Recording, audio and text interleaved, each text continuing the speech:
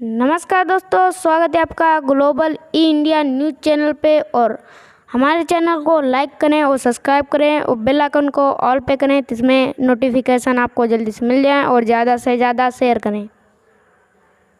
विश्व मानवाधिकार दिवस क्या है? मानवाधिकार यूएनओ ने 1948 में किया था तय। 10 दिसंबर 1950 को जनरल असेंबली में पारित हुआ था प्रस्ताव।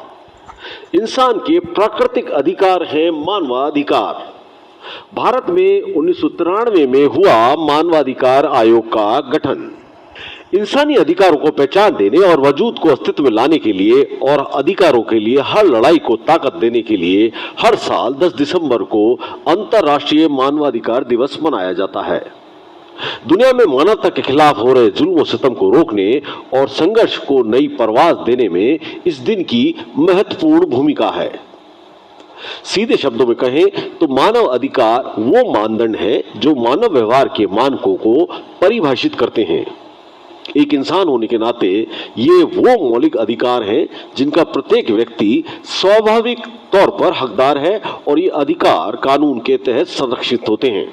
किसी भी व्यक्ति को नस्ल, जाति, राष्ट्रीयता, धर्म, लिंग आदि के अधिकार पर किसी अधिकार से वंचित या प्रताड़ित नहीं किया जा सकता।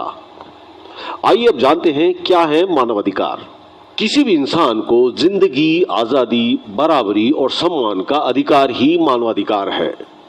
भारतीय संविधान न केवल इसकी गारंटी देता है बल्कि मानवाधिकारों का उल्लंघन करने वालों को अदालतें सजा भी देती हैं। 10 दिसंबर 1948 को संयुक्त राष्ट्र असेंबली ने विश्व मानवाधिकार घोषणा पत्र जारी करके पहली बार अंतर्राष्ट्रीय मानवाधिकार दिवस की घोषणा की थी। भारत में 28 सितंबर 1993 से मानवाधिकार कानून लागू हुआ और 12 अक्टूबर 1993 को सरकार ने राष्ट्रीय मानवाधिकार आयोग का गठन किया था। मानवाधिकार आयोग का कार्य क्षेत्र में नागरिक, राजनीतिक, आर्थिक, सामाजिक और सांस्कृतिक अधिकार भी आते हैं। इनमें प्रमुख तौर पर बाल मजदूरी, HIV, एड्स, स्वास्थ्य, भोजन, बाल विवाह, महिला अधिकार, पुलिस हिरासत और एनकाउंटर में होने वाली मौत, अल्पसंख्यकों और अनुसूचित जाति और जनजाति के अधिकार शामिल हैं।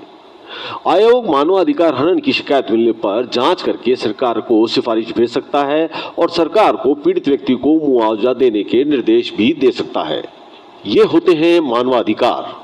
जीवन जीने का अधिकार। प्रत्येक व्यक्ति के पास अपना स्वतंत्र जीवन जीने का जन्मसिद्ध अधिकार है। न्याय का अधिकार। प्रत्येक व्यक्ति को निष्पक्ष अदालत से निष्पक्ष सुनवाई, उचित समय के भीतर सुनवाई, जन सुनवाई और वकील की सेवा लेने के अधिकार हैं। विचार, विवेक और धर्म की स्वतंत्रता।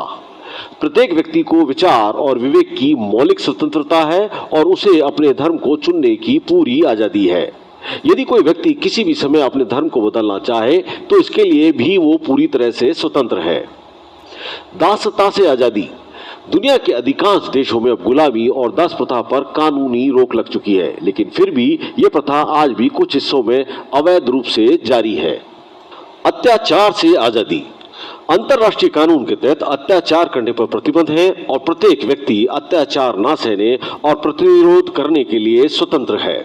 भारत में सुप्रीम कोर्ट और हाई कोर्ट्स ने मानव अधिकारों को मूलभूत अधिकारों से जोड़ते हुए कई महत्वपूर्ण फैसले दिए हैं और उसी के तहत आज इस देश में बहुत सारे ऐसे अधिकार हैं जिनमें शिक्षा का अधिकार, भोजन का अधिकार आदि ऐसे अधिकार हैं जिन्हें मौलिक अधिकारों के तौर पर माना गया है।